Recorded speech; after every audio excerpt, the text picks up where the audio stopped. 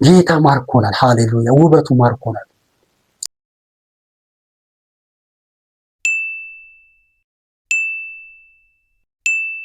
አያችሁ መቼ ቅድም ብለናል። ትላንት ዛሬ ነገ የሚል ህይወት ውስጥ አይደለ እያለፍን ያለን መጽሐፍ ቅዱስ የሚነግረን ያንን አይደለ? ሲያጸነው እንደዚህ ይላል። ቀደም ሲል እኛ ራሳችን ማስተዋል የጎደለን ይላል። መቼ? ቀደም በጌታ ሳምን በፊት ምን ማስተዋል የጎደለን ነን። የማንታዘዝ ነበርን፣ የታለልን ነበርን። አይገርምም? ለተለያዩ ምኞትና ምቾት ምን ባሪያዎች ሆነን የተገዛን ነበርን። አይገርምም? እየተጠላላን እርስ በርስ እየተጨቃጨቅን እየተጠላላን በክፋትና በምቀኝነት እንኖር ነበር። መቼ? ያኔ። አሁን አይደለም ግን አይደለም ወይ? አሁን እነዚህን እየኖርን አይደለም ወይ ስትሉ በጣም ማየት ያስፈልጋል። ግን መጽሐፍ ቅዱስ የሚለን ይሄ የትላንትና ታሪካችሁ ነው የሚለን። እርስ በርስ እየተከፋፋን እየተጠላላን በክፋትና በምቀኝነት እንኖር ነበር ነው የሚለው። ነበረ ነው ይሄ ህይወታችን እንጂ ኑሩት ሁኑት ወይም እየሆናችሁት ነው አይደለም የሚለን። እኛ ግን ዛሬ እነዚህን እየኖርን ሊሆን ይችላል። አሁን በዚህ ዘመን እንደምናየው ማለት ነው። አንዳንድ ሰዎች ኤቭሪቲንግ ከምቾት ጋር ያያይዙታል። ክርስትናን ከምቾት ጋር፣ በጌታ መሆንን ከማግኘት ጋር፣ ከብልጽግና ጋር ከሆነ ከመልበስ ከመዘነጥ ከመብላት ጥሩ ቤት ከመኖር ከመኪና ከሆኑ ቆንጆ ከተማሩ ምናምን ጓደኞች ጋር ከሆኑ በቃ ታዋቂ አገልጋዮች ጋር መዋል ምናምን ከዛ ጋር ምናምን በቃ ያያይዙታል። መባረክ ይሄ ነው ብለው ቁጭ የሚሉም አሉ፣ እርፍ ብለው የሚናገሩም አሉ። ግን አይደለም ከምቾት ከነዚህ እንኳን ነው የሚለው ባሪያ ሆነን ነበር። ለምንድን ነው ያነሳሁት? ኢቭን ምቾት እኛም ባሪያ አያደርገንም ከዚህ በኋላ። ለምን? ኢየሱስ ማርኮናል። በቃ ሁሉ ከሱ በታች ነው፣ በቃ ከዚህ በታች ነው። ስለዚህ ምንድን ነው የሚለው? አትሳቱ፣ አትሳቱ። እግዚአብሔር አይዘበትበትም፣ እግዚአብሔር አይዘበትበትም። ሰው የዘራውን ያንኑ ደግሞ ምን ይላል? ያጭዳልና ይላል። ያንኑ ያጭዳልና፣ ያንኑ ሌላ እንኳን አይደለም፣ ያንኑ የዘራውን ያጭዳል። በገዛ ስጋው የሚዘራ ከስጋ መበስበስን ያጭዳልና መንፈስ ግን በመንፈስ የሚዘራ ግን ከመንፈስ የዘላለምን ሕይወት ያጭዳል ይላል። ገላትያ ምዕራፍ 6 ከቁጥር 7 እስከ 9። አያችሁ፣ በአዲስ ሕይወት መኖር ማለት በመንፈሳዊ ሕይወት መመላለስ ማለት ነው። ዘር ታውቃላችሁ፣ 2 ፍሬ ዘርቼ 2 ፍሬ አይደለም የማጭደው፣ ተባዝቶ ነው የሚመጣው። በመንፈስ ሆኖ ሰው እንደ እግዚአብሔር ሐሳብና ፍቃድ እየኖረ ሲዘራ በጽድቅ ሲኖር የበለጠ ጽድቅ ነው እያተረፈ ነው የሚመጣው። የበለጠ መልካም እየሆነ ይመጣል። በስጋ ሲሰራስ የስጋ የዓለም የሰይጣን እየሆነ ይሄዳል ማለት ነው። ስለዚህ ምንድን ነው የሚለው? ከስጋ ምን መበስበስን ያጭዳል፣ በመንፈስ የሚዘራ ግን የዘላለምን ሕይወት ደግሞ ምን ይላል? ያጭዳል። ስለዚህ በአዲስ ሕይወት መኖር ማለት በመንፈስ እየኖሩ የዘላለምን ሕይወት ለማጨድ መዘጋጀት ማለት ነው። የምወዳችሁ ልጆች ሆይ ክርስቶስ በውስጣችሁ እስኪቀረጽ ድረስ ስለእናንተ እንደገና ምጥ ይዞኛል ይላል ገላትያ ምዕራፍ 4:14 ላይ ሐዋርያው ጳውሎስ። ምጥ ይዞኛል። ምንድነው ምጥ ያስያዘ ጳውሎስ? እንደ ምጥ እንግዲህ ምጥ የወለደው ነው የሚያውቀው። ለእነሱ በደንብ ይገባቸዋል። በዛ ልክ ነው ጳውሎስ የሚገልጸው። ምንን? የክርስቶስን መሳል እኛ ውስጥ ያለውን ማወቅ መረዳት ማለት እኮ ታውቁታላችሁ። እኛ ውስጥ ያለው እናውቀዋለን። እኛ ውስጥ ያለውን ጌታ ይሄ እውቀት እንዲገባ ምጥ ይዞኛል ይላል ሐዋርያው ጳውሎስ። በምጥ ይገልጸዋል። ለምን? ይሄ ትልቅ ነገር ነው። ይሄ ነው የሚያተርፈን። ይሄ ነው ዘላለማችንን የሚወስድ። እንግዲህ በመንፈስ ኑሩ እላለሁ ይላል። የስጋን ምኞት አትፈጽሙ። ስጋ መንፈስ የሚፈልገውን መንፈስም ስጋ የሚፈልገውን ይመኛልና እነዚህ እርስ በርሳቸው ስለሚጋጩ የምትፈልጉትን አታደርጉም። በመንፈስ ብትመሩ ግን ከሕግ በታች አይደላችሁም ይላል ገላትያ ምዕራፍ 5:16-18። አያችሁ፣ እርስ በርሳቸው ምን ይላሉ? ይቀዋወማሉ። መንፈስ በስጋ ስጋ በመንፈስ ላይ ምን ይላል? ይቀዋወማል እርስ በርስ። እናንተ ግን ለየትኛው ፍቃዳችሁን ለመንፈሳዊ ሕይወት ምን በሉ? ዋጋ ስጡት፣ እድል ስጡት፣ ጊዜ ስጡት ነው። ስለዚህ ድነት የሚገኝበትን የእግዚአብሔርን ጸጋ ለሰዎች ሁሉ ተገልጧልና ይህም ጸጋ በኃጢአት መኖርንና ዓለማዊ ምኞትን ክደን በአሁን ዘመን ራሳችንን በመግዛትና በጽድቅ በእውነተኛ መንፈሳዊ ሕይወት እንድንኖር ያስተምረናል ይላል ቲቶ ምዕራፍ 2 ቁጥር 11-12። አያችሁ፣ ዓለማዊውን ምኞት የሚያስንቅ ይሄ ጸጋ ምን ብሏል? ተገልጧል። አሁን ሰበብ የለንም። ራሳችንን በመግዛትና በጽድቅ በእውነተኛ መንፈሳዊ ሕይወት እንድንኖር ምን ይለናል? ያስተምረናል፣ ደግሞ ያስችለናል። ይሄ ጸጋ ይላል ያስችለናል፣ ያስተምረናል። ካስተማረን ተምረን መቻል ተሰጥቶናል። ምንም ሰበብ አያስፈልግም። በአዲስ ሕይወት መኖር ማለት ይሄ በጸጋ ውስጥ መኖር ማለት እንጂ እኛ እንታገል እኛ እንልፋ እያልኳቸው አይደለም። ጅስት እንኑሮ፣ ይህን ቃል እንታዘዘው። ዛ ጉልበት ይሰጠናል፣ አቅም ይሰጠናል። የእግዚአብሔርን ፍቃድ እርሱም በጎና ደስ የሚያሰኝ ይላል። ሮሜ ምዕራፍ 12 ቁጥር 1 ላይ እንደዚህ ይላል፣ ሰውነታችሁን እግዚአብሔርን ደስ የሚያሰኝና ሕያው ቅዱስ መስዋዕት አድርጋችሁ ታቀርቡ ዘንድ በእግዚአብሔር ርኅራኄ እለምናችኋለሁ ይላል። ምን? ሰውነታችሁን ሕያው ቅዱስ መስዋዕት አድርጋችሁ ለእግዚአብሔር ታቀርቡ ዘንድ እለምናችኋለሁ ይላል ጳውሎስ። የእግዚአብሔር ፍቃድ እርሱ ምንድን ነው? በጎና ደስ የሚያሰኝ ፍጹም የሆነው ነገር ምን እንደሆነ ፈትናችሁ ታውቁ ዘንድ በልባችሁ መታደስ ተለወጡ እንጂ ይህንን ዓለም አትምሰሉ ይላል። አያችሁ? በልባችሁ መታደስ ተለወጡ እንጂ ይህንን ዓለም አትምሰሉ። በአዲስ ሕይወት ኑሩ። ይህንን ዓለም እንድትመስሉ አልተጠራችሁም፣ አልዳናችሁም። እሱማ የበፊቱ ነው ይለናል መጽሐፉ። ጳውሎስ በብዙ መልእክቶች ውስጥ የዮሐንስንም መልእክቶች ብንመለከት ብዙ የአዲስ ኪዳን ክፍሎች በግልጽ የሚነግሩን እነዚህ አሮጌ ማንነቶች ከመዳናችን በፊት የነበሩ ናቸው ነው የሚሉት። አሁን ግን ምን? በአዲስ ሕይወት ኑሩ ነው የሚሉን ማለት ነው። ተለወጡ፣ ታደሱ ነው የሚለን መጽሐፍ ቅዱስ። እግዚአብሔር ግን የሰጠነውን እኛነታችንን አክብሮ ጠብቆታል። ታውቃላችሁ አይደል? እግዚአብሔር አክብሮ ጠብቆታል። እኛ የሰጠነውን ነገር በሙሉ እግዚአብሔር ምን ብሎታል? አክብሮ ጠብቆታል። እንደዚህ ይላል እግዚአብሔር፣ እንደ ብዙ ሕዝብ ድምፅ፣ እንደ ብዙ ውኆችም ድምፅ፣ እንደ ብርቱም ነጎድጓድ ድምፅ ያለ ድምፅ ሰማሁ። እንዲህም ሲል ሃሌሉያ፣ ሁሉን የሚገዛ ጌታ አምላካችን ነግሷልና ይላል ራእይ ላይ። የበጉ ሰርግ ስለደረሰ ሚስቱም ራሷን ስላዘጋጀች ደስ ይበለን፣ ሐሴትም እናድርግ፣ ክብርንም ለሱ እናቅርብ። ያጌጠና የተጣራ ቀጭን የተልባ እግር ልብስ እንድትጎናጸፍ ተሰጥቷታል ይላል። እርሱም ወደ በጉ ሰርግ ራት የተጠሩ ብፁዓን ናቸው ብለህ ጻፍ አለኝ። ደግሞም ይህ የእግዚአብሔር እውነተኛ ቃል ነው ይላል። ራእይ ምዕራፍ 19 ከ4 እስከ 9 ያነበብኩት። የበጉ ሰርግ ስለደረሰ ሙሽራይቱም ራሷን ስላዘጋጀች ይላል። አያችሁ፣ እግዚአብሔር የሚያውቀው ይሄንን ነው። የሚከፈለው ሁሉ ተከፍሎልናል። ጸጋ ተሰጥቶናል። ቃሉ ተሰጥቶናል። ህብረት ተሰጥቶናል። መንፈስ ቅዱስ ተሰጥቶናል። ስራ ተሰጥቶናል። ወንጌል ምን ያልተሰጠን ሁሉ ተሰጥቶናል። ከዛስ እኛ እየሰራን እንዳለን ነው የሚያውቀው። ቤተ ክርስቲያን ሙሽራይቱ እኛ ነን፣ ህዝቡ ነን፣ የዳንን እኛ። እሷ ስራዋን እየሰራች እየተዘጋጀች እንደሆነ ነው እግዚአብሔር የሚያውቀው። እሱ ግን ይላል እየሰራ ነው። የበጉ ሰርግ ስለደረሰ ይላል እሱ ስራውን እየሰራ ነው። ሚስቱ ምን እያለች ነው? ራሷን ስላዘጋጀች ነው። እግዚአብሔር የሚያውቀው ቤተክርስቲያን እንደተዘጋጀች ነው። ልክ አሁን እኛ እንደምንቀልደው አይደለም። እግዚአብሔር ልብ አይምሮ ውስጥ ያለው እንግዲህ እግዚአብሔር በቃ በእኛ ቋንቋ አይደለም የምንገልጸው፣ እሱ ከኛ መገለጽ በላይ ነው።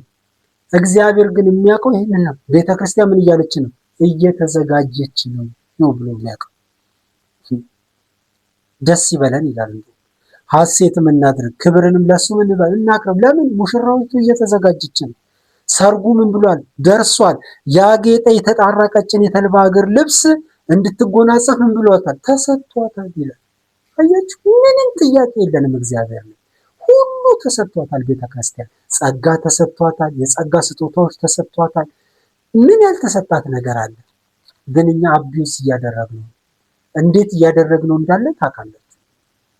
በማስተዋል እኮ ካየነው ግፍ እኮ ነው እየተደረገ ያለው። እግዚአብሔር ግን ይላል እርሱም ወደ በጉ ሰርግ ራት የተጠሩ ብፁዓን ናቸው ብለህ ጻፍ አለኝ ይላል። አያችሁ፣ ብፁዓን የተዘጋጁ ቤተክርስቲያን የምትባል ልትመጣ ነው ብሎ እየጠበቀ ነው። ደግሞም ይህ የእግዚአብሔር እውነተኛ ቃል ነው አለኝ ይላል። አይቀርም ይሄ ሰርግ። አያችሁ፣ እኛም ለእግዚአብሔር የሚገባውን ኪዳን አጥብቀን እንያዝ። ገብተን የለ ሞቻለሁ ለኃጢአት ለሰይጣን ብለን በዛ ውስጥ እየኖር እንዳለን ስለሚያውቅ እኮ ነው እግዚአብሔር እሱ የራሱን ዝግጅት እየተዘጋጀ ያለ።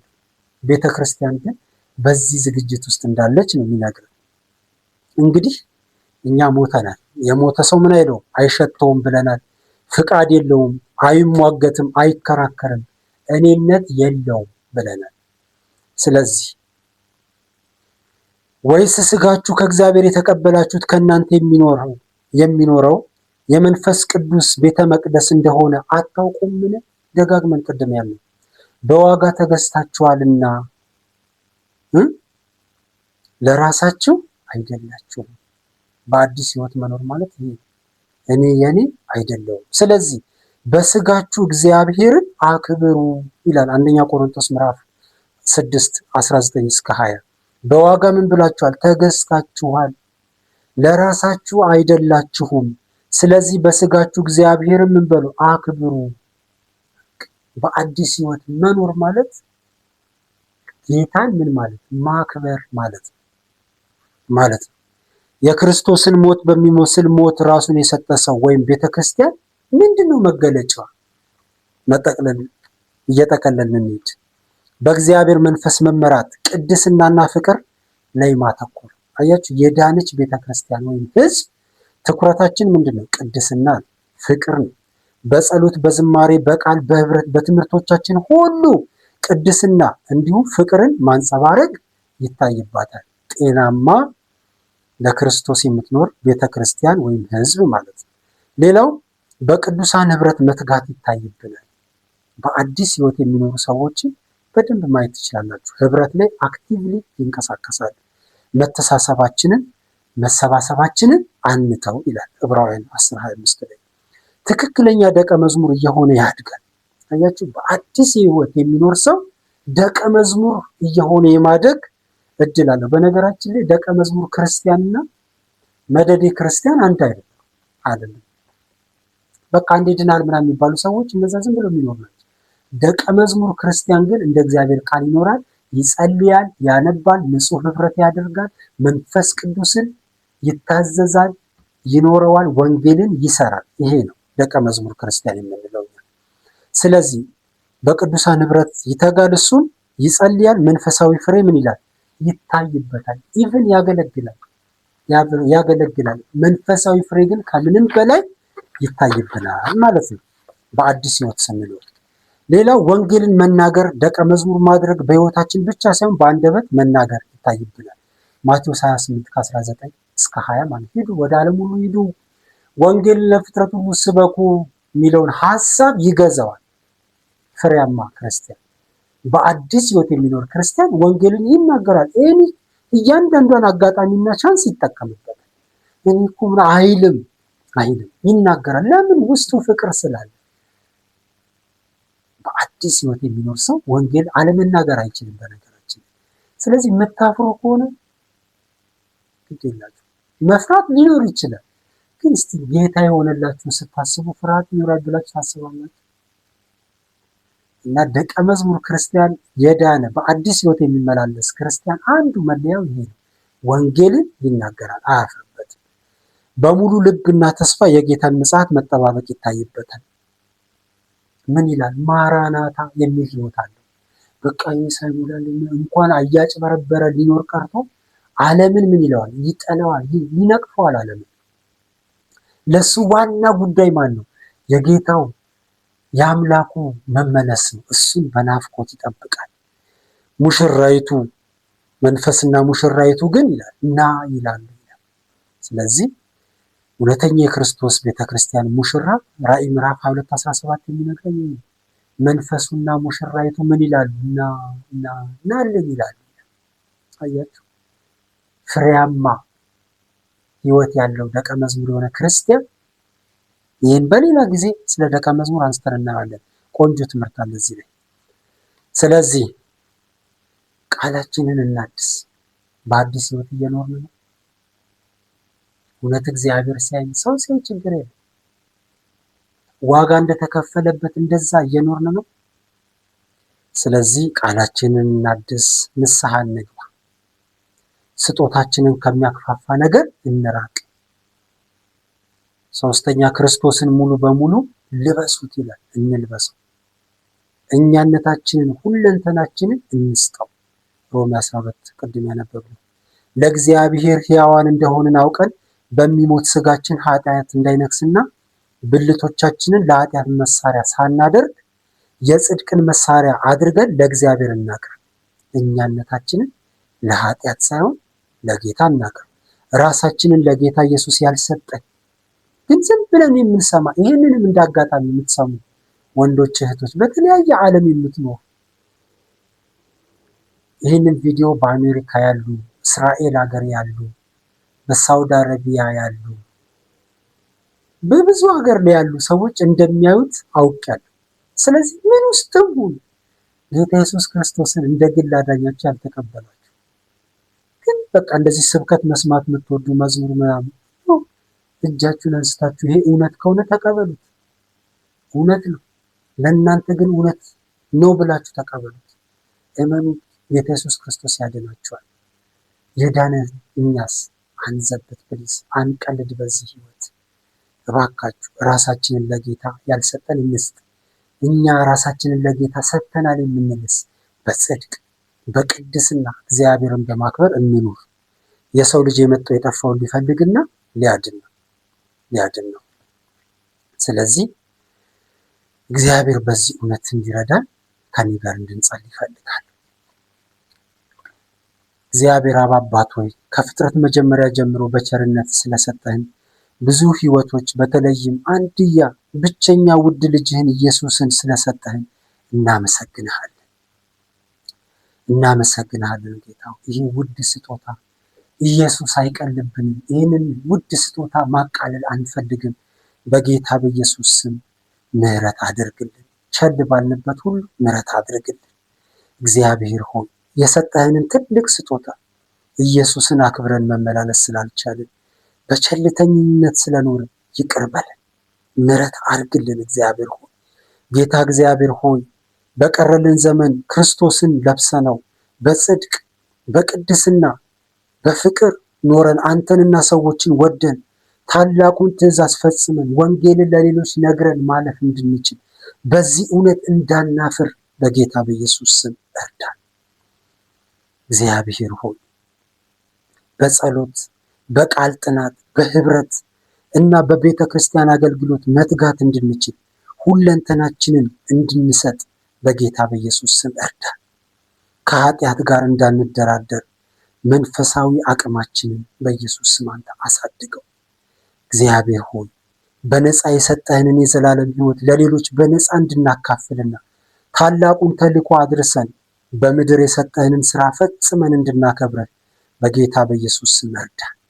እግዚአብሔር ሆይ አንተ የሰጠህንን ውድ ስጦታ እንድናስብ ስለረዳህን ደግመን እናመሰግንሃለን። እኛም ሁለንተናችንን ላንተ እንሰጥሃለን። በምትወደው ልጅ በምታከብረው ልጅ በጌታ በኢየሱስ ስም ይህንነት እንድናደርግ ጸጋ ይብዛልን። አሁን በተለያየ ዓለም የሚኖሩ ይህንን ወንጌል የሚሰሙ በሚመችም በማይመችም ሁኔታ ውስጥ ያሉ ያንተ ጸጋ አሁን ይብዛላቸው። እንዴት ልውጣ ከዚህ ኃጢአት፣ እንዴት ልውጣ ከዚህ ልምምድ፣ እንዴት እኔ አልችልም ያሉ የተሸነፉ፣ አዎ አይችሉም። እግዚአብሔር አዎ አንችልም። ጌታ ሆይ ዓለማዊን ምኞት የሚያስንቀው ጸጋ አሁን ይለቀቅላቸው። ከኃጢአት ሁሉ የሚያነጻው የክርስቶስ ኢየሱስ ደም አሁን በእነሱ ላይ ይረጭ። ጌታ ሆይ እንዳያመልኩ፣ እንዳይዘምሩ፣ እንዳይጸልዩ፣ እንዳይበረከኩ፣ ከቅዱሳን ጋር ህብረት እንዳያደርጉ ያስፈራራቸው፣ ተስፋ ያስቆረጣቸው፣ ብቸኛ ያደረጋቸው በጌታ በኢየሱስ ስም አሁን የተወጋ ይሁን። በኢየሱስ ስም ስራው የፈረሰ ይሁን። እግራቸው ይለቀቅ፣ አይምሯቸው ይከፈት። ምንም አይነት ዲፕሬሽን ከነሱ ላይ ይነሳ። ምንም አይነት የጠላት ክስ በኢየሱስ ስም ከነሱ ላይ ይነሳ። ዘመናቸውን ሁሉ ላንተ አሳልፌ የሰጠው ወደ ቅዱሳን ህብረት እንዲሄዱ ቃልህን ከፍተው እንዲያነቡ መንበርከክ እንዲችሉ በኢየሱስ ስም መዘመር እንዲችሉ ኢየሱስ ያድናል ብለው ባገኙት አጋጣሚ ሁሉ ወንጌልን እንዲናገሩ ጸጋ ይብዛላቸው። ድካም ከነሱ ላይ ይነሳ። ኃጢአታቸውን ሁሉ በናዝሬቱ ጌታ በኢየሱስ ክርስቶስ ደም አንተ ይቅር በል። እግዚአብሔር ሆይ እጅግ አድርጌ አመሰግንሃለሁ። ስለረዳህን ተባረክ። በምትወደው በምታከብረው ልጅ በጌታ በኢየሱስ ስም አሜን። ሃሌሉያ። ኢየሱስ ጌታ። ሃሌሉያ። ጌታ ኢየሱስ ክርስቶስ ይባርካችሁ። ፕሊዝ እነዚህ ሀሳቦች ብዙ ሰዎች ጋር እንዲደርሱ እፈልጋለሁ። ትልልቅ እውነት ሀሳብ ያላቸው የእግዚአብሔር እውነት ያለባቸው ናቸውና ብዙ እንትን አይደለም እና በጣም ብዙ ቪዲዮ ነው እየተሰራ ያለው፣ ግን ብዙ ሰዎች ጋር እየደረሰ አይደለም። እግዚአብሔር ይመስገን ብዙ ሰዎች ጋር ደርሷል፣ ግን በቂ ነው ብዬ አላስብም። እና በቃ ለእናንተ ቀላል ነው፣ ለእኔም የሚጠቅመኝ ብዙዎች ጋር ሲደርስና ሌሎች ሲታነሱ፣ አሁን ብዙ ሰዎች ጋር ደርሶ ከዛ መልሱን ሳይ በጣም ደስ ይለኛል። እና አንደኛ ሰብስክራይብ አድርጉትና ሌሎች ጋር እንዲደርስ በቃ የሚደረገውን ሁሉ አድርጉ፣ እንዲደርስ አድርጉት ፕሊዝ፣ በዚህ አግዙ። ሁለተኛ ደግሞ እስቲ ኮሜንት ጻፉልኝ ከስር ማለት ከኔ አንጻር ማለት ነው። በአነጋገር በማነሳቸው ሀሳቦች ላይ ያላችሁን ነገር ሁሉ ጻፉልኝ። የሆነ ነገር ብትሉኝ ደስ ይለኛል እና ኮሜንት አድርጉኝ። ተከታታይ ናቸው እነዚህ ሀሳቦች። ቢያንስ በሳምንት 2 ቪዲዮዎችን እለቃለሁ። እነዚህን ቪዲዮዎች ተከታትላችሁ ብታዩቸው ሌሎች ጋር እንዲደርስ ብታደርጉ እኔ በጣም ደስ ይለኛል። ፍላጎቴ እሱ ስለሆነ ማለት ነው። እና ስለነበረን ጊዜ ሁሉ እጅግ አድርጌ አመሰግናለሁ። እግዚአብሔር ይባርካችሁ።